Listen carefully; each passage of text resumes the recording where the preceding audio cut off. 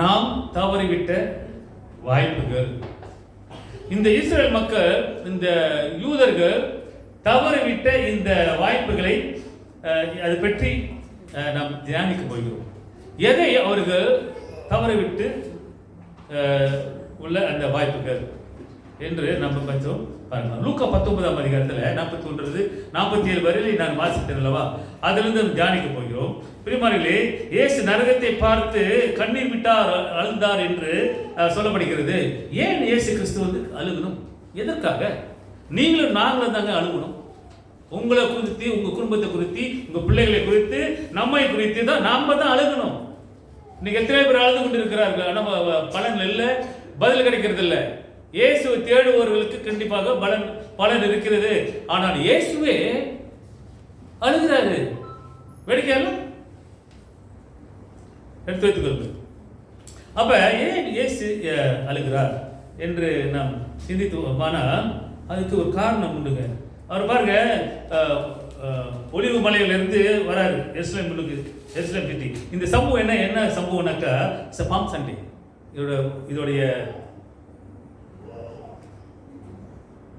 வசனங்களை வாசிச்சோம்னாக்கா, அதோட கதையை பார்த்தோம்னாக்கா, இது பாம் சண்டேல நடக்கக்கூடிய ஒரு சம்பவம். ஏன் மேலே காணும் சொன்னேன். ஓகே, போட்டு பரவாயில்ல, அந்த இது போட்டிருக்கேன், அந்த லூக்கா சாப்டர். ஓகே, அப்போ இயேசு கிறிஸ்து இந்த எருசலேம் பட்டணத்துக்கு வரும் பொழுது இதுக்கு ஓகே, இந்த சந்தர்ப்பத்துக்கு முன்பதாக இயேசு கிறிஸ்து வருவதற்கு முன்பதாக 200 வருஷத்துக்கு முன்பதாக 200 years ago before Jesus Christ I'm going to say, இது வந்து ஒரு சரித்திரம் உங்களுக்கு சொல்ல போறேன். இது கதையில் இல்லை, ஆனால் சரித்திரம் சொல்ல போறேன். ஒரு சரித்திரம் தெரிஞ்சுக்கிட்டா இன்னும் பெட்டர். ஆனால் இந்த சரித்திரத்துக்கு ஒரு ராஜாவை பற்றி இது பைபிளில் போடப்படலை. இவர் பேர் என்னன்னாக்கா, இவர் Simon Maccabeus is the one 200 years ago before Christ he was controlling, he is the leader of Jerusalem. So இந்த ராஜா, இந்த லீடர் என்னன்னாக்கா, இந்த ராஜா என்னன்னாக்கா, இந்த யூதருக்கு உள்ளடைய எதிரிகளை அடிச்சு இந்த பட்டண எருசலேம் சிட்டியை கைப்பற்றான். புரியுதா? அப்ப அந்த கைப்பற்றது பிறகு ராஜாவாகிய சனாதிபதி குதிரை மேல வருகிறார். யாரு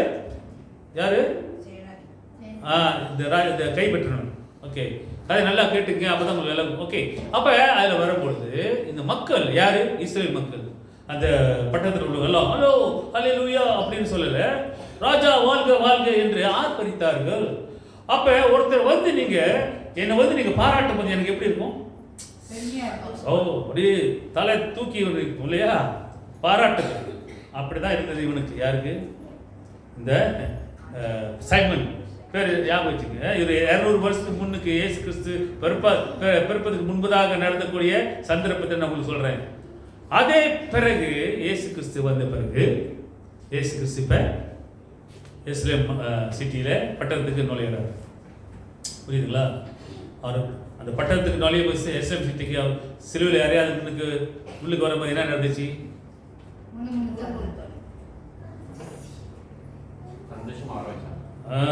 இப்பதான் சொன்ன பாம் சண்டே எப்படி வர வச்சாங்க? ஆர்ப்பாட்டம் எப்படி? இது குருத்தோலை கீழே பூக்கள் அங்குள்ள, ஏன்னா அதுதான் இருந்தது பக்கத்துல. அந்த நாளையில பாம், அது என்னது, திராட்சை, இதை ஓட்டு பாம் லீஃப், குருத்தோலை, அந்த டேக்ஸ் பழம் இருக்குல்ல, அந்த மாதிரி இதெல்லாம் வெட்டி போட்டு அதுதான் இருந்தது அந்த சமயத்தில். அது பாவத்தை. ஓகே, அப்போ ஏசுக்கு வரும்போது ஒசனோ அப்படின்றது பாருங்க படத்தில். அப்போ இப்படியாக ஆர்ப்பரித்தார்கள். அப்போ ஏசுக்கு எப்படி இருந்திருக்கும்? ராஜாவுக்கு எப்படி இருந்தது? ஏசுக்கு எப்படி இருந்தது? சந்தோஷம். வேற? ஓகே, நீங்க சொல்றீங்க சந்தோஷம். பாருங்க, ஒருத்தரை பற்றி நம்ம பாராட்டும் போது சாதாரண மனிதர்களுக்கு நமக்கு வந்து ஒரு சந்தோஷம், ஒரு கிளுகிளுப்பு, ஒரு ஃபீலிங், ஒரு தோற்றம் ஒரு மனிதர்களுக்கு. ஆனால் இயேசு கிறிஸ்துக்கு அப்படியாக இருந்திருக்கலாம். ஆனால் அந்த சமயத்திலே அந்த கூட்டத்தை பார்த்த பிறகு அவருக்கு வந்து மன வேதனை, ஆழ்ந்த உள்ளத்திலே ஆழ்ந்த கவலை. அவருக்குள்ள இருக்கிற அந்த sorrow and grief within his heart that he wept. Why?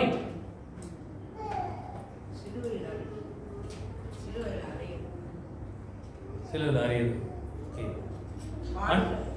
சிலுவையில் அறையறதுக்காகவா அவர் வந்தாரு?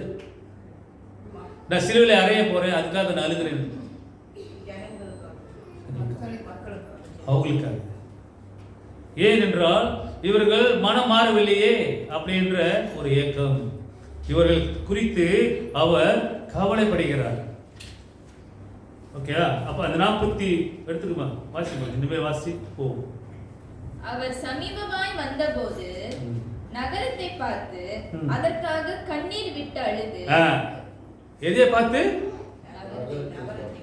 இந்த ஷாலாம் பார்த்து, இந்த மெருவை பார்த்து கண்ணீர் விட்டு அழுதாரு. அப்படி வச்சுக்குவோம். அன்று ஜெருசலேம், இன்று மெரு, அப்படி வச்சுக்கலாமே. ஓகே. உனக்கு கிடைத்த இந்த நாளிலாகிலும் உன் சமாதானத்துக்கு ஏற்றவைகளை நீ அறிந்திருந்தாயானால் நலமாய் இருக்கும். இப்பொழுதோ அவைகள் உன் கண்களுக்கு மறைவாய் இருக்கிறது. இப்பொழுதோ கண்களுக்கு முன்பாக மறைவாய் இருக்கிறது. ஏன் பறைக்கப்பட்டிருக்கிறது? எது? இயேசு கிறிஸ்து சமாதானத்தின் பிரபு. அவர் சமாதானத்தை கொடுக்க வந்திருக்கிறார். இப்ப உள்ள சூழ்நிலைக்கு, இப்பொழுது டுடேஸ் கான்டெக்ஸ்ட், அவர் சமாதானத்தை கொடுத்துட்டாரு. நமக்கு எல்லாம் தெரிஞ்சது, தெரியுது, நமக்கு எல்லாம் புரியுது. எனவே நம்ம சொல்லுகிறது அல்லவா, நம்மளுக்கு அறிவிக்கப்பட்டது. அந்த அறிவிக்கப்பட்ட செய்தியை நாம் உணராமல் சில வேளையிலே நம்ம இப்படியாக மனிதர்கள் வாழ்ந்து கொண்டிருக்கிறார்கள். இப்போ உள்ள சூழ்நிலை. அன்று அவர்களுக்கு தெரியாது இயேசு கிறிஸ்து மரித்து உயிர் தெழுந்து போகிறார் என்பது தெரியாது. ஆனால் அந்த பட்டணத்தை, எருசலேம் பட்டணத்தை பார்த்து அழுத்தாரு. ஏன்னா இந்த பட்டணம் அழிய போகுது.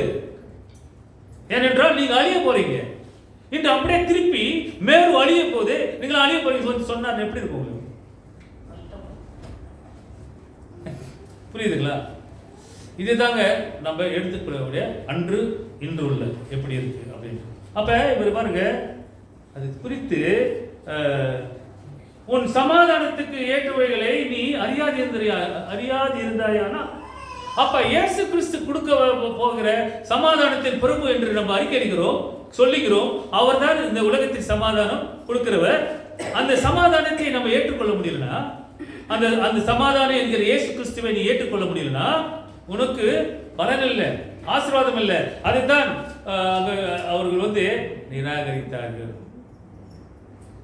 ஒசனா ஒசனா சொல்லிட்டு அப்புறம் ராஜாவை அடிச்சு கொன்றாங்க.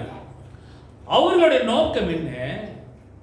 இந்த ஏற்கனவே 200 வருஷம் முன்னுக்கு கைப்பற்ற அந்த யூதர் எதிரியாளிலிருந்து அந்த ராஜாவை பாராட்டுறது போல இவரும் ஒரு ராஜா. ஒசனா சொல்றாங்கல்ல, எங்க காப்பாற்ற வந்தவர் அப்படின்னு. அப்ப இவர் ஒரு ராஜாவை காப்பாற்றுவார் என்று தான் நினைத்தார்கள் ஒழிய அவர் தான் மெசையா என்பது அவர்களுக்கு உணர்வில்லை. ஆனா இன்று பிரியமானவர்களே, நமக்கு அப்படியே இல்ல. நம்மளோட திங்கிங், நம்மளுடைய ஃபேக்ட்ஸ், நம்மளோட கான்டாக்ட் இன்னைக்கு இந்த உள்ள வாய்ப்பினை என்னன்னா, நம்ம அதை விட மேலே சிந்திக்கிறவர்களாக இருக்கணும். ஏனென்றால் அன்று நடந்த கதையெல்லாம் முடிந்து என்று எழுதப்பட்டு நமக்கு அறிவிக்கப்பட்டு நமக்கு நன்றாக தெரியும், எல்லாமே தெரியும் இல்லையா? அப்ப இந்த சமாதானத்தை நம்ம ஏற்றுக்கொள்வர்களாக இருக்கணும். ஆமா இல்லையா? ஆனா இந்த சமாதானத்தை என்கிற இயேசுவை நம்ம ஏற்றுக்கொண்டாலும் கூட, ஆனா இன்னும் சமாதானமா இருக்குதா? அது சிந்திக்கணும். ஏன்? ஓகே. ஆனால் நீங்க இயேசு அப்புறம் பாருங்க, அவரு அப்படிதான் ஆர்ப்பாட்டம் செஞ்சாலும் கூட இவரு அந்த ராஜா நினைச்ச மாதிரி ஒரு உயர்ந்த ஒரு எண்ணத்தோடு இவருக்கு அங்க இல்லை. அவருடைய நோக்கமே வேற. அவர் வந்த நோக்கமே உண்டு, உங்களுக்கும் எனக்கும் தெரியும் அல்லவா? ஆனா அங்குள்ள மக்கள் சுற்றி பார்க்கும் பொழுது சந்தோஷமா இருக்கிற பொழுது, ஆனா இவருக்கு உள்ளத்திலே ஆழ்ந்த ஒரு கவலை, ஒரு வேதனை, ஒரு துக்கம். என்னென்றால் இந்த பட்டணத்தை பார்த்து கண்ணீர் விட்டு, மக்களை பார்த்து கண்ணீர் விட்டு அழுதார். இந்த பட்டணம் எருசலேம் சிட்டி நீங்க சரித்திரம் பார்த்தீங்கன்னா ரொம்ப பல முறை அடிச்சு உடைச்சு கட்டி எத்தனோ ராஜாக்கள் கட்டணது, சரியா? அப்புறம் கடைசியா இன்று இருக்கிறது அந்த எருசலேம் சிட்டி பட்டணம். இன்று இப்ப ஒரு முஸ்லீம் சுல்தான் கட்டணது, புரியுதுங்களா? அது அப்படியே மாறி 1000 வருஷம். சரி சொன்னா லேட் ஆகிடும். ஓகே, இப்போ அதனால அதுக்கு தான் அடிச்சுக்கிறாங்க பெலஸ்தீனில். இப்போ கதை விலகுதுங்களா என்ன நடக்குது எல்லாமே? சுற்றி வட்டத்தில் மிடில் ஈஸ்டில் நடக்கிற உண்மையான கதைகள் இன்றைக்கு கண்கொள்ளாக நம்ம பார்க்குறோம். டுடேஸ் கான்டாக்ட்ஸ், இன்னைக்குள்ள சூழ்நிலை. அன்று அவர் சொன்னார்கள் ஏசு வந்தார், அடிக்க போறாரு, இப்படியா இருக்க போறாரு, நம்ம கதையை கேட்குறோம். ஆனால் இன்று நடைமுற வாழ்க்கையிலே the life is going on in your life, in our life. புரியுதுங்களா? இன்று தொலைக்காட்சியிலே வீடியோவில் லைஃபாக பார்க்குறோம் என்ன நடக்குது. ஹமாஸ் இறந்துட்டாரு, தெரியல? இறந்துட்டான். ஓகேயா? தெரியுமா ஹமாஸ்? ஹலோ, தெரியாதா? ஆம்பர் இருக்காங்க. இன்னைக்கு பாருங்க, இஸ்ரேல் அடிச்சான் இல்லையா? இஸ்ரேல் மக்களை கடவுள் விட்டாரா? கடவுள் தான். தேவன் எப்படி கை வைத்தாரோ இஸ்ரேல் மக்கள் மேல, அதை எடுக்க முடியாத கை, ஆசீர்வதிக்கப்பட்ட கை ஆசீர்வதிப்பார். எப்படிப்பட்ட ஒரு பாவத்தை அப்படி இப்படி கீழே விழுந்தாலும் அவன் எழுப்புவான். ஏனென்றால் இயேசு கிறிஸ்துடைய ஆண்டவராக இயேசு கிறிஸ்து கண் ஆசீர்வாதம் அந்த ஊர்ல இருக்கு. சும்மா இது இப்படிதான் பேப்பர் பார்த்தா பார்த்தீங்களா என்ன ஆட்டம்? இன்னைக்கு உலகமே பயப்படுது, உலகமே நடுங்குது. எப்படி இவர்கள் இப்படியாக கொல்ல முடியும்? எங்கேயோ ஊர்ல பார்த்தீங்களா? அதிசயங்க. அதனால கடவுள் தான் செஞ்சாரு அப்படின்னு நான் சொல்ல வரல. ஆனா கடவுள் ஞானத்தை கொடுக்கிறார் மக்களுக்கு. அப்படித்தான் சரித்திர பிரகாரம் பார்த்தா இந்த வேதாகமத்தில் பார்த்தோம்னா எவ்வளோ பேர் இறந்து இப்படிதான் பண்ணாங்க. ஆண்டவர் அப்படியாக மக்களை, ராஜாக்களையும் ஆசீர்வதித்தார் இஸ்ரேலை. இன்று அதே இஸ்ரேலை ஆசீர்வதித்த ஆண்டவர் இன்றைக்கு உங்களையும் ஆசீர்வதிக்க மாட்டாரா? ஹலோ, ஆசீர்வதிக்க மாட்டாரா இல்லையா? ஆசீர்வாதம் இருந்து கொண்டுதான் வருகிறது. ஆசீர்வாதம் நாம் பெற்றுக்கொண்டு தான் இருக்கிறோம். ஆனால் சில நேரத்திலே அந்த சமாதானத்தை பிரபுவை நாம் மறந்து கொண்டிருக்கிறோம். அதுதானே இந்த சமாதானத்தை நான் கொடுக்க வரேன், ஆனா நீங்க என்ன நிராகரிக்கிறீங்க. You are rejecting my peace that I have given you. அந்த பீஸ் தான் ஆண்டவராக கிறிஸ்து. இன்று அந்த சமாதானத்தை கொடுக்க வந்த இந்த இஸ்ரேல், இந்த யூத மக்களுக்கு அவர்கள் நிராகரித்தார்கள். They rejected him and the consequences what they face is the death. அவங்க அப்படி மறைச்சு அவர்கள்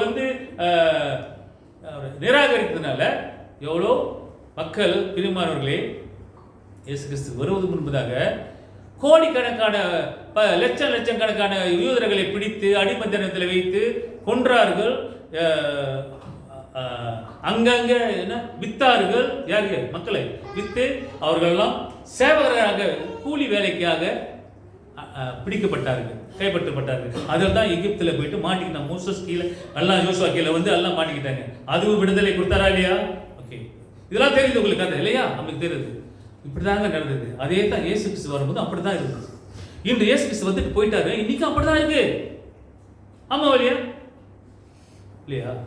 எல்லாம் இயேசு ஏற்றுக்கொள்கிறார்கள், எல்லாம் ஏற்றுக்கொள்கிறாரு. அந்த வழி நம்ம கிட்ட இருக்கு. அவர் ஏற்றுக்கொள்ள வேண்டும் என்றால் நம்ம வேலை செய்யணும். அதுக்கு தான் ஆண்டவர் சொல்லியிருக்காரு, உலகம் எங்க போய் சகல ஜாதி சீஷராக்குங்க. நீங்களே அந்த சாட்சி, நீங்களே அந்த தலைமைத்துவத்தெல்லாம் போனீங்க, தலைமைத்துவ படிக்க டிசாபிள்ஷிப் சீஷத்துவம். ஆக எல்லாருமே சீஷருக்கு. நான் பாஸ்டர் மட்டும் இல்லை, everybody has the responsibility to become a discipleship to witness Jesus Christ. அதுக்காக தான் நம்ம அழைக்கப்பட்டிருக்கோம். நான் எப்பவுமே சொல்லுவேங்க, இந்த உலகம் கொஞ்ச நாளைக்கு தான், நமக்கு அடுத்த உலகம், நமக்கு அடுத்த வாழ்க்கை இருக்குது. அதுதான் நமக்கு, அதுக்காக தான் நம்ம பாடுபடணும். பிள்ளைங்களுக்காக எதிர்காலத்துக்கு நம்ம பாடுபடுறோம்ல, நல்லா ஃபியூச்சர் வரணும்னு. அதுபோல நம்முடைய எதிர்காலத்துக்கு, அடுத்த எதிர்காலத்துக்கு நம்ம தான் பாடுபடணும். இந்த தற்காலிகமான உலகம், temporary world you are going to live here. After this permanent, what is the permanency you have to create?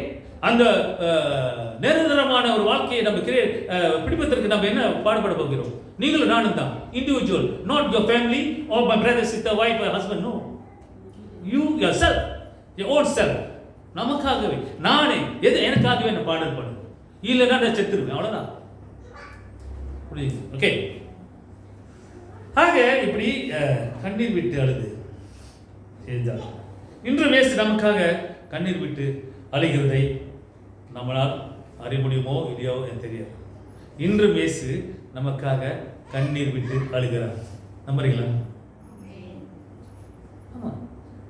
அன்று அவங்க ஏற்றுக்கொள்ளலை, அழுந்தாரு. இன்று நம்ம எல்லாம் எத்தனோ கிறிஸ்தவர்கள் இருக்கிறோம். ஆனால் சில பேர் ஏற்றுக்கொள்ளாத மாதிரி இருக்கிறார்கள். அப்படிப்பட்டவர்களுக்கு தான் இயேசு கிறிஸ்து அழுகிறார் நமக்காக. ஓகேங்களா? அதனால் நம்ம அவருக்கு ஈடாக நம்ம அந்த இணக்கத்தை அவருக்குள்ளே நம்ம வரணும். இந்த வாய்ப்பினை நம்ம விட்டுறக்கூடாது. அதான் டுடேஸ் டைட்டிலே அதுதான், தவறிவிட்ட வாய்ப்புகள். அதை விடாமல் நம்ம காத்துக்கொள்ளணும். அதனால தாங்க சொல்கிறாரு, இயேசு சொல்கிறார், தென் பேக் டு மீ, என் மேல் விசுவாசமாக இரு, என் பக்கம் திரும்பு, நான் உன்னை காப்பாற்ற வந்தேன், உன்னை ரட்சிக்க வந்தேன். அதான உண்மை, அதான ரட்சித்தார். ஆனால் உலகம் ஏற்றுக்கொள்றாரு. இன்னும் அப்படித்தான் ரட்சித்தாரு, காப்பாற்றாரு, ரத்தத்தை சிந்தினாரு, அது நற்கரை எடுக்கிறோம். ஆனால் திரும்ப வரப்போகிறேன் அப்படி சொல்லிட்டு போயிட்டாரு. ஆனால் உலகம் இன்னும் அப்படி தானே இருக்கு, ஏற்றுக்கொள்ளலையே. நம்ம ஏற்றுக்கொண்டிருக்கோம், ஆனால் இன்னும் எவ்வளோ பேர் இருக்கிறார் இல்லையா? அதற்காக நம்ம பாடுபடணும். If you give that peace I give you, but they have rejected it. Therefore they miss their opportunity. அந்த வாய்ப்பினை அவர்கள் இழந்து விட்டார்கள். அவர்களுக்கு பாருங்க, அவர்கள் ஒரு வேளை அவர் ஏற்றுக்கொண்டாலும் கூட, அவர் தான் மெசையா என்று அறிந்திருந்தாலும் கூட, அவர்களுக்கு கண்டிப்பாக ஏற்றுக்கொள்ளும் போது அவர்களுக்கு பிரச்சனை வரும். அவர்களுக்கு இந்த மாதிரி பிரச்சனை சந்திப்பதற்கு வாய்ப்புகள் அதிகம். நமக்கு வாய்ப்புகள் இல்லையா? பிரச்சனை வரும்போது எல்லாருக்கும் பிரச்சனை இருக்காம இல்லையா? உபத்திரவங்களுக்கு, கஷ்டங்கள் இருக்கு, இதெல்லாம் இருக்கும் அவர்களுக்கும்.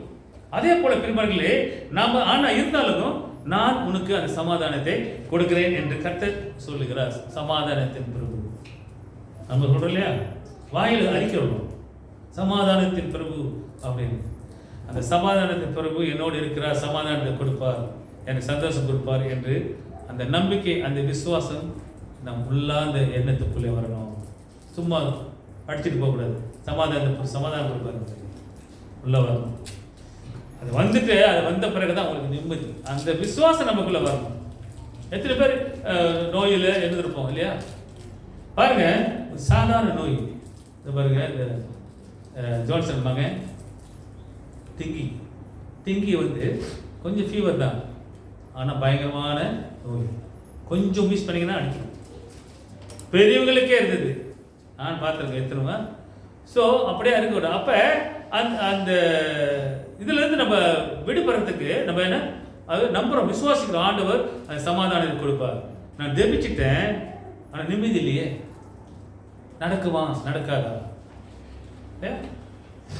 நான் ஜெபிச்சிட்டேன், ஆனால் சீக்கிரம் நடக்குமா, விடுதலை கிடைக்குமா? நம்முடைய வேலை அறிக்கின்ற வேலை.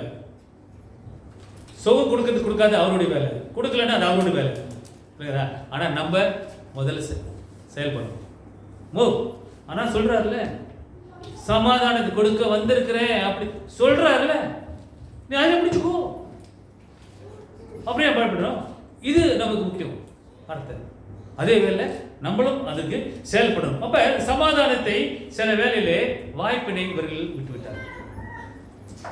அதனால தான் அதான் சொல்றாரு, ஆனால் உன் கண்களுக்கு அது மறைவாக இருக்கிறது. என்ன மறைவாக இருக்கிறது? இந்த சமாதானத்தை கொடுக்க வந்த இயேசுவே, நீ உன் கண்ணு மறைஞ்சிருச்சு. ஏன்னா உனக்கு அழிவு காலம் வரப்போகுது, மறைஞ்சிருச்சு. அதனால தான் அந்த பட்டணத்தை பார்த்து அழுந்தாரு. ஏன் பட்டணத்தை பார்த்து அழுந்தாரு? மனுஷர்கள் சாவார்கள், இந்த பட்டணம் அழிக்கப்படும், கல்லில் மேல் கல் இல்லாதபடிக்கு உன் பிள்ளைகளை உன்னையும் செவரில் போது அடிச்சு கொள்ளுவார்கள். படிங்க அடுத்தது.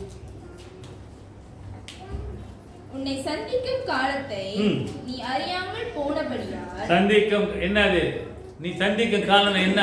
உனக்கு வரப்போகிற பிரச்சனை, உனக்கு வரப்போகிற அடி, இதெல்லாம் வரப்போகுது அப்படின்னு பிள்ளைகளுக்கும் அவர் யூதர்கள் சொல்றதை அவர் சொல்றாரு. படிமா.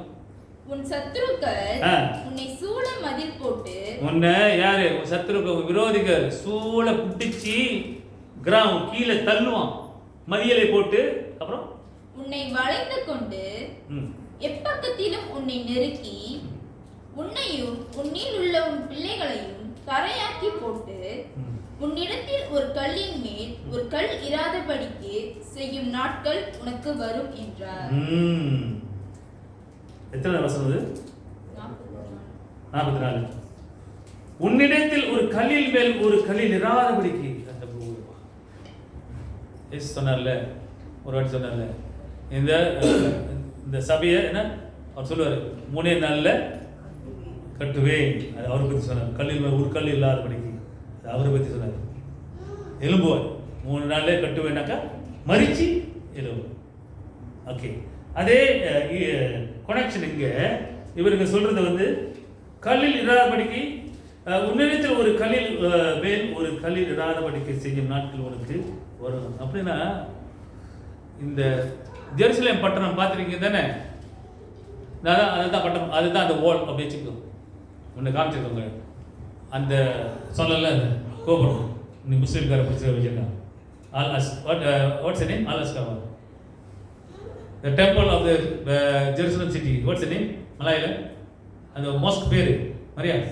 Al-Aqsa. Al-Aqsa. தெரியுமா? Al-Aqsa. உங்க பிள்ளைங்க நீங்களும் காலேஜ் போய் உங்களுக்கு தான் முக்கியமா தெரியணும். ஐயோ,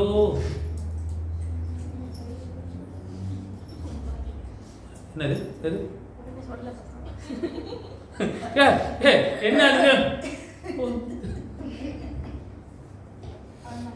ஆண்டி சொல்றாங்க, சொல்லுமா. பேர் வர மாட்டேங்குங்க. அக்ஸாவா, ஆல் அக்ஸா, அக்ஸாவா, லக்ஸா சொல்லிடுறாங்க. ஓகே, அது பேர். ஓகே, அதான் மாஸ்க் பேர். அது சோலமன் கட்டணது. அடிச்சு அப்படியே வந்துருச்சுங்க. இது சரித்திரம். இது நமக்கு கல்கொல்லாம் ஒரு காட்சியம் முன்னகல நிற்கிது, பார்க்குறோம். இதெல்லாம் உண்மை நடந்துக்கிட்டு. அப்போ நம்மளாம் எப்படி இருக்கணும்? வரித்தனமா இருக்கிறது இல்லை. சரி, அப்ப அவர் சொல்றாரு கல் மேல கல் இராதபடிக்கு எல்லாம் அடிச்சு கொடுக்கும். அப்படின்னா என்ன சொல்றாரு தெரியுமா? இந்த பட்டணம் அடிச்சு உடைய போகுது. அது நினைச்சுட்டு அவர் சொல்றாரு, இந்த பட்டணம் அழிய போகுது, நீங்க அழிய போறீங்க, மனம் திரும்புங்க, மாறுங்க, சீக்கிரம் வாங்க, நான் தான் சமாதானத்தை கொடுக்க வந்திருக்கிறேன், என் பக்கம் திரும்புங்கன்னு சொல்றாரு. கேட்கல, ஆனா அடிச்சான். இயேசு கிறிஸ்து இறந்து 70ஆம் AD 70, நல்லா கேட்டுங்க, 70ஆம் ஆண்டிலே எருசலேம் பட்டணம் அடிபட்டு நொறுக்கப்பட்டு கல்லில் ஒண்ணுமே இல்லாத ஆக்குனா டைட்டஸ் சேனாதிபதி. The emperor of Roman emperor, his name is Titus. He destroyed the whole city of Jerusalem. அதுதான் சொன்னார், அழிய போது கல்லில் மேல் இல்லாதபடிக்கு. நீங்க வேணா வீட்டில் போய் படிங்க, சரித்திரம் தெரியும். ஓகே, ஆக பிரியமானவர்களே, அதனால தான் அவர் கண்ணீர் விட்டு அழுதார். இதான் காரணம். Why? This is the reason. எதற்காக கண்ணீர் விட்டு அழுதார்? அந்த ரோமர் தளபதி அவர் பேர் டைட்டஸ், அவர் தான் இந்த பட்டணத்தை அளித்தார். ஆக அந்த 40 பாருங்க, அந்த 40 ஆண்டு வரையிலும், அதாவது இயேசு கிறிஸ்து பிறந்த பிறகு 40 ஆண்டுகளில் நடக்க போகிற அவர் அறிந்திருந்தார், இது நடக்க போகுது அப்படின்னு தீர்க்க தரிசனமாய் அவர் நினைத்து அது கண்ணீர் விட்டார். பாருங்க, இவருக்கு 30 வயசு, நல்லா கேளுங்க. அதான் 70ஆம் ஆண்டு சொல்றேன். 30ம் 40 என்னாச்சு? ஹலோ, கடுக்க டப்பு டப்புன்னு சொல்ல மாட்டீங்க. 3 4 எவ்வளவு? 30 40 எவ்வளவு? அவ்வளவுதான். கணக்கில் ரொம்ப வீக்கா இருக்கீங்க. ஓகே, நானும் வீக்கு தான். சரி, அப்ப 70ஆவது ஆண்டுல பாருங்க, 40 வருஷத்துக்கு பிறகு நடக்க போகிற ப்ரொஃபசைஸ் தீர்க்க தரிசனமாய் சொல்றார். 40 வருஷத்துக்கு பிறகு நடக்க போகிற அழிவு குறித்து, இந்த பட்டணத்தை குறித்து ஆண்டவருக்கு வெளிப்படுத்துகிறார். 70ஆம் ஆண்டுல கரெக்டா அது நடந்தது. எப்படி? 70ஆம் ஆண்டுல கரெக்டா நடந்தது. இந்த சேனாதிபதி ரோமர் அதிபதியான அவன் மூலமாய் அழிக்கப்பட்டது. புரியுதுங்களா? அப்ப இயேசு கிறிஸ்து அதை பார்த்து கண்ணீர் விட்டது உண்மைதானே? அப்ப நியாயம் தானே? சொன்னாரு, கேட்கலையே, செத்தாங்களே, உன் பிள்ளைகளான சிவல் அடி கொள்வானுங்க சொன்னாரே, கேட்கலையே, போச்சா? என்று அதே மாதிரி தான் இன்றைக்கு அப்படியேப்பட்ட ஒரு எச்சரிக்கை நமக்கு வரலாம் இல்லையா? ஸோ அதனால எப்படி நம்ம கொஞ்சம் எச்சரிக்கை உள்ளவர்களாக நாம் இருக்கணும். அதான் சொல்றது. He's telling, they will dash you into ground and you and your children within your walls. உங்க செவருக்குள்ளே அடிப்பார்கள். அது எருசலேம் பட்டணம். See, they will not leave one stone another because you did not recognize the time of God's coming to you. ஏன்னா தேவனாக கர்த்தர் வரப்போகிறவரை நீ அறியாம இருக்கிறாய். அதுதான் யார் வாசிச்சப்ப எபிஸ்டல் யார் வாசிச்சா? என்னது வெளிப்படுத்தல் என்னது? வாசி. யார் வாசிச்சா? யார் சொல்றா? அக்காவை தங்கச்சி காப்பாத்து. சபையின் தூதனுக்கு நீ எழுத வேண்டியது என்னவெனில், தேவனுடைய 7 ஆவிகளையும் 7 நட்சத்திரங்களையும் உடையவர் சொல்லுகிறதாவது, உன் கிரியைகளை அறிந்திருக்கிறேன். நீ உயிர் உள்ளவன் என்று பெயர் கொண்டிருந்தும் செத்தவனாய் இருக்கிறாய். உயிர் கொண்ட பேர் உள்ளவனாய் இருந்தாலும் கூட நீ எப்படிப்பட்டவனா இருக்கிற? இன்னைக்கு நம்மளும் அப்படிதான், நமக்கு அப்படிதான் சொல்லப்படுகிறது. ஓகே, நமக்கு யாராருக்கு அப்படி சொல்லப்படுகிறதோ அதே அவங்களுக்கு தான். அப்புறம் நீ விழித்துக் கொண்டு நீ தூங்காத.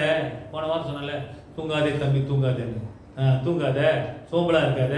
அப்புறம் சாகிறதற்கு ஏதுவாய் இருக்கிறவைகளை ஸ்திரப்படுத்து. சாதிக்கிறவர்களை சாகிறதற்கு ஏதுவாய் இருக்கிறவைகளை ஸ்திரப்படுத்து. உன் கிரியைகள் தேவனுக்கு முன் நிறைவுள்ளவங்களாக நான் காணவில்லை. அப்போ உன்னுடைய செயல் தேவனுக்கு முன்பாக நான் பார்க்க முடியல. அப்போ ஆண்டவர் என்ன சொல்றாரு? நீ மாறு. அதான் சொல்றாரு. அவர்களையும் அப்போ பார்த்தா என்ன சொல்றாரு?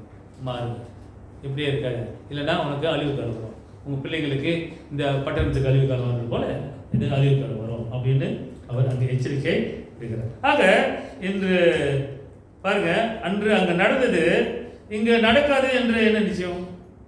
ஹலோ, எருசலேமில் சிட்டியில் பட்டணம் அழிக்கப்பட்டது, அன்று அங்கே நடந்தது, இன்று இங்கே நடக்காதது என்ன நிச்சயம்?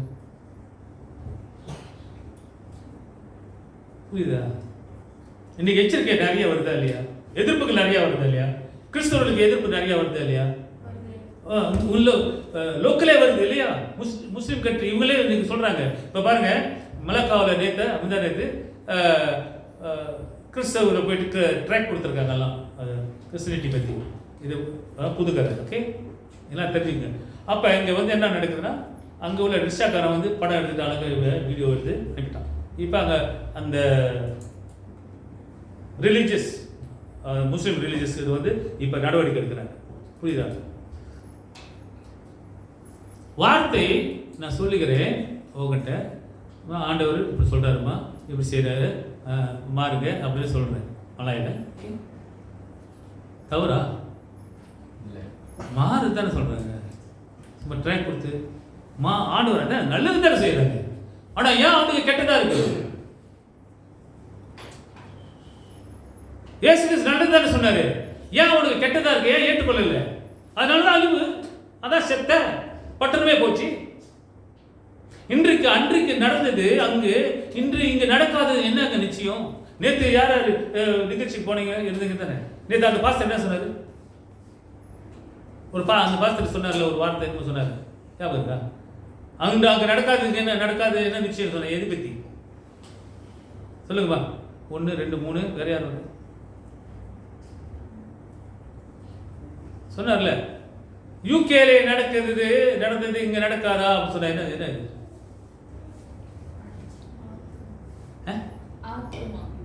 ஆத்மா. ஓகே, வேற இல்லையே.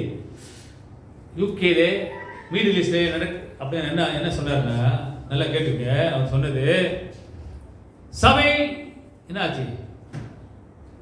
சபை நான் குழு கொடுக்குறேன், சொல்லுமா? சபை ஒரு சபை என்னாச்சு? சபை பற்றி சொன்னாரா இல்லையா? பாரு, வராதவங்க சொல்றாங்க.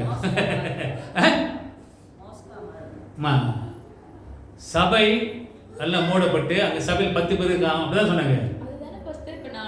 ஆத்மா இல்ல, சபை மூடுது சொல்லியிருக்கணும். அதான் ஓகே, ஆத்மா பத்தி தான் சொன்னேன். ஓகே, அது ஓகே தான் சொன்னேன். ஆனா வேற சொன்னார்ல, மூடப்படுது எல்லாம், சபையெல்லாம் விற்கப்படுது. அப்புறம் சபையில எத்தனோ மக்கள் இருக்க வேண்டியது 10 பேர் இருக்கலாம். வேற எங்க வேற எங்க? யூகே, அப்புறம் மிடில் ஈஸ்ட். மிடில் ஈஸ்ட் அங்கேயும் அப்படிதான். அப்ப அங்கெல்லாம் நடக்குது, நடந்து கொண்டு வருது. மலேசியாவில் வந்து வராதுன்னு என்ன விஷயம்? வருமா வராதா?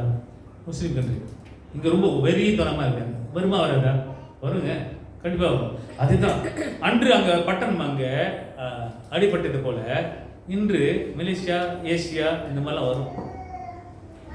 அதான் அவர் சொல்றாரு, காட்ஸ் கம்மிங் டு யூ. அது அவர் வரும் நாளிலே இதெல்லாம் நடக்கும்.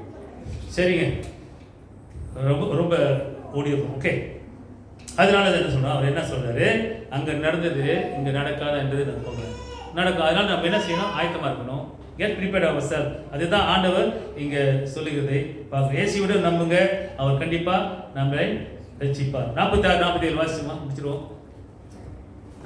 என்னுடைய வீடு ஜெப வீடா இருக்கிறது என்று எழுதி இருக்கிறது, நீங்களோ அதை கள்ளர் குகை ஆக்கினீர்கள் என்றார். அப்படின்னா என்ன?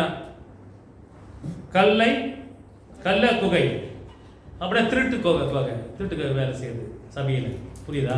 அதான் அவர் வந்து அவர் கர்த்தருடைய சபை அல்லது ஊழியங்கள், நிர்வாகம், அட்மினிஸ்ட்ரேஷன் ஆகிய வியாபாரமாக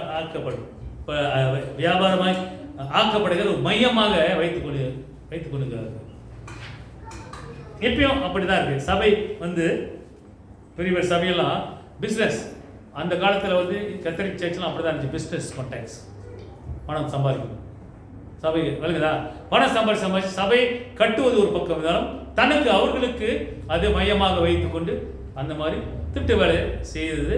இங்கே அப்படியாகத்தான் இந்த யூதர்கள் இவர்களெல்லாம் அந்நிய ஜாதிகளை வரவழைத்து இந்த புறாக்களும் அது கழுதை குட்டி விற்று அதிகமாக விலை விற்று அதிலிருந்து வர பணத்தை அவர்கள் பிஸ்னஸ் பார்க் மாதிரி அங்கே ஆக்குகிறார்கள். அதை பார்த்து தான் இயேசு பார்த்து இது சரியில்லை என்றுதான், என்னுடைய வீடு வந்து ஜெப வீடாக இருக்கணும், கள்ளக்கொகை ஆக்காதீங்க என்று தூக்கி போட்டார். ஆமாம் இல்லையா? என்னத்தை தூக்கி போட்டார்? என்னத்தை தூக்கி போட்டார்? புறா தூக்கி போடலங்க, மேஜை அப்படியே பேரட்டி தூக்கி போட்டார் எல்லாத்தையும். ஓகே, ஏனென்றால் இவர்கள் இந்த ஏழை மக்களை ஏமாற்றி அதிகமாக விலையை விற்று அவர்களது பணம் சம்பாதிக்கிறது. ஆக இப்படியாக ஆண்டவர் இங்கே அவர்களை விரட்டி விட்டதை பார்க்கிறோம். ஆக தேவ ஆலயம் ஒரு பரிசுத்த ஸ்தலம். தேவ ஆலயம் கடவுளோட ஒரு is a holiness, Holi place. நாம் ஜெபிக்கும் போது அவரை மகிமைப்படுத்த வேண்டிய ஒரு இடமாக இருக்கிறது. அதுக்காகத்தான் நம்ம ஜெபிக்க வரும்பொழுது மகிமைப்படுத்த வருகிறோம். வேற எதற்காக இல்லை, பணம் சம்பாதிக்க வருகிறோம். நம்ம தேவனை மகிமைப்படுத்த வருகிறோம், ஆண்டவருக்கு ஸ்தோத்திரம் செலுத்த வருகிறோம். ஆக பட் ஹியர் இங்கே என்ன ஆகுது, கியூபிஸ் take advantage on the poor people who sell dolls and talkies. இவர்கள் இங்கே என்ன இந்த ஏழை மக்களுக்கு பார்த்து அது ஏனோ தனமாக ஒரு பாதகமாக அவர்களை பயன்படுத்திக்கிறது. இன்று பெரிய பெரிய மீன் சபையில் பார்த்தீங்கன்னா அப்படிதான் இருக்குது. இந்தியாவில் பண்ணவங்க ஆக மோசம், ஏழ்மையாக கண்டவன ஒரு மாதிரி இப்படி அவர்களை ஒரு மேற மாதிரி நோக்கத்தோடு பார்த்து, ஆனால் அவர்களை பயன்படுத்திக்கிறது. புறாக்கள் விற்கிறது, கழுதை குட்டி விற்கிறது, அதிகமாக விற்று அவர்களுக்கு பணம் சம்பாதிச்சு அவருக்கு போக்கெட்ட போகிறது. இது தவறு. அதனால தான் இயேசு கிறிஸ்து இப்படி செய்யாதீங்க அப்படின்னு சொன்னாரு அன்று. ஆனால் நடக்குதா இல்லையா? ஓகே, இது இயேசு கிறிஸ்து வரும் நாளிலே அவர்கள் அந்த பதில் சொல்ல வேண்டியது. ஆக நம்ம அப்படியாக இருக்கக்கூடாது. திருச்சபையானது ஒரு இணக்கம், ஒரு ரீகான்சிலியேஷன், நல் இணக்கம், அதுதான் தலைப்பு. நல் இணக்கத்தை ஒரு ஜபி வீடாக நம்ம உயிர்ப்பிக்கணும். That is what Jesus wants. That's what we should do. அதுதான் நம்ம செய்யணும். ஒரு நல்ல இணக்கத்தோடு, ஒரு ஒற்றுமையோடு நம்ம ஜெபத்திலும் சரி எல்லாவற்றிலும் நம்ம அந்த ரீகான்சிலியேஷன், நம்ம தப்பு இதெல்லாம் இருந்தால் கூட நம்ம ஒற்றுமையாக இருந்து செயல்பட்டோம்னா கர்த்தர் நம்மளை ஆசீர்வதிப்பார். கண்டிப்பாக நம்மளும் குடும்பத்தையும் திருச்சபையும் வளர்ச்சி அடையும், நாமும் நம்ம வளர்ச்சி அடையும். அதுதான் எரேமியா அழகாக சொன்னார் இந்த ஏழை மக்களை பார்த்து. எரேமியா 6 வச்சா என்ன சொன்னார் அதில் வந்து பாருங்க, ஜெப அங்கே வந்து அவர் சொல்கிறாரு, என்னோட பலியீடு என்னெல்லாம் பலி இடுகிறீர்களோ அது நான் அங்கீகரிப்பேன். நீ ஏழ்மையாக இருக்கலாம், பணக்காரர்களாக இருக்கலாம், ஆனால் அது கொண்டு வந்து மன உறுதியோடு மன சந்தோஷத்தோடு நீ கொண்டு வருவதை நான் அவர்களை ஆசீர்வதிப்பேன். அவர் தான் சொல்றார், ஏழ்மையாக இருந்தாலும் சரி, எப்படிப்பட்டவர் இருந்தாலும் சரி, நான் அவருடைய பலியீடுகளை நான் அங்கீகரிப்பேன். ஜெப ஆலயம் சமம். The house of prayer is same for everybody. அதுதான் ஆண்டவருக்கு பழைய ஏற்பாட்டு ஏழ்மையாக இருக்கலாம், அல்ல பணக்காரனாக இருக்கலாம், அவருடைய பலியீடு அவர் அங்கீகரிப்பார் என்று நான் சொல்லுகிறார். அப்ப நம்ம நல்ல இலக்கத்தை கொண்டு வரணும். நமக்குள்ள நல்ல ஒரு ஒற்றுமை, நல்ல இலக்கம் ஜெப. அது என்ன செய்யுமா, நல்ல இலக்கத்தை நம்ம கொண்டு வரும் பொழுது, ஒன்றா இருக்கும்போது நம்முடைய ரிவைவல் வாட் இஸ் ரிவைவல் உயிர்ப்பதல், இங்கே தான் இருக்கு வார்த்தை, எழுப்புதல், சாரி. அப்போ ஒன்றாக இருந்து நம்ம ஜெபிக்கும் போது நமக்கு என்ன வரும்? எழுப்புதல் வரும். ஒருத்தர் ஜெபிக்கும் போது ஒரு டக்குன்னு ஒரு எழுப்புதல் வரும். அன்றைக்கு நான் பார்த்தேன். ஓகே, அதனால நாங்கள் ஜெபிக்க வரணும். ஒருத்தர் ஜெபிச்சு முடிச்சு பாருங்க, நம்ம ஜெபிக்கவே மாட்டேன். ஓகே, நான் ஜெபிக்கவே மாட்டேன், முடியல, அப்படி இப்படி முடியாதது ஒன்று இல்லை, ஏதோ முடியுது. இந்த அன்னைக்கு பாருங்க, சாரி பிரதர் டேவிடா, ஓகே, ஜெபிக்க சொன்னேன். முதல் வாட்டி முடியல, ரெண்டாவது வந்தாரு, கொஞ்சம் போனாரு, அடுத்த வாட்டி எலும்பி பிரகாசிப்பார். ஓகே, ஜெபம், தேவனோட பேசிக்கிறது, தேவனோட நம்ம போராடிக்கிறது. ஓகேயா, பிள்ளைங்கள்கிட்டையும் வைஃப்கிட்டையும் ஹஸ்பண்ட்கிட்ட போய் சண்டை போடுறீங்க, டொட்டன்னு என்ன படம் வருது பட்டாசு மாதிரி. நாம் கடவுளோட பேசும்போது நம்மளால் முடியும், கண்டிப்பாக முடியும். ஆக இங்கே அதுதான் சொல்ல, ஒரு ஜெப வீடாக ஒற்றுமை இணக்கம். ஆக முடிவாக பெருமானவர்களே, இயேசு கிறிஸ்து நமக்கு சமாதானத்தை கொடுக்க வந்தார், இந்த யூதருக்கும் நமக்கும். ஆனால் அவர்கள் நிராகரித்தார்கள். இன்று நாம் அப்படியாக இருக்கிறோம். நிராகரிக்காம ஆண்டவரை தேடுபவர்களாக நம்ம போடணும். அப்போ நமக்கும் அந்த சமாதானம் நமக்கும் கண்டிப்பாக வரும். அவர் அழுதது நம்ம எருசலேமுக்கு மட்டுமல்ல, இன்னைக்கு நமக்காகவும் அவர் அழுகிறதை நாம் பார்க்கணும். அந்த பட்டணம் அழிக்கப்பட்டது இல்லையா? இயேசு சொன்னார், you are the temple of God. Yesu சொல்கிறாரு, நீயே அந்த தேவாலயம், உன்னையே நீ அழிச்சுக்கிற. ஆமாவா? அப்படிதான் சொன்னாரு, you are the temple of God. அப்படிதானுங்க தேவா, நீயே தேவாலயம், அப்படிதானே? நம்மளை பார்த்து சொல்ல வார்த்தை சொல்லுதா இல்லையா? அப்ப அது நம்ம பார்த்து சொல்லிக்கிறது. அப்ப நீயே அழிச்சுக்கிற. அப்ப நம்ம அழிக்கிறது இந்த திருச்சபையை அழிக்கிறது போல. ஓகே, கடைசியாக இயேசு நம்மளை பார்த்து he wants us இன்னைக்கு அவர் எச்சரிக்கை. ஓகே, சொல்றதே மாறு. Changes will come if you turn back to Jesus Christ. Right? எப்போ இயேசு கிறிஸ்துக்கு நம்ம திரும்புறோமோ நம்ம வாழ்க்கையிலே மாறுதல் வரும். நீ எப்படி இயேசு கிறிஸ்துக்கு பக்கத்தில் திரும்பலையோ, நீ எப்படி அவனை குட்டிக்கார அடித்தாலும் மாறுதல் வராது. ஏனென்றால் நீ தடை செய்கிறாய், நீ ரிஜெக்டிங், நீ நிராகரிக்கிற. அதான் நடந்தது, அதான் அழிவு வந்தது. இன்று அப்படி நம்ம நிராகரித்து நம்ம தடை செஞ்சோம்னா அவர் ஒரு நாளிலே நமக்கு என்ன வரும்? இல்லையா? அங்கே கர்த்தர் நல்லவர், அவர் அழிக்கிறவர் இல்லை. நம்ம ஒப்பு கொடுப்போம். கர்த்தர் கண்டிப்பாக உங்களையும் குடும்பத்தையும் ஆசீர்வதிப்பார். ஆமென். God bless you. எல்லா புத்திக்கும் மேலான தேவ சமாதானம் உங்கள் இதயத்திலும் சிந்தனையிலும் கிறிஸ்துவுக்கு காப்பதாக.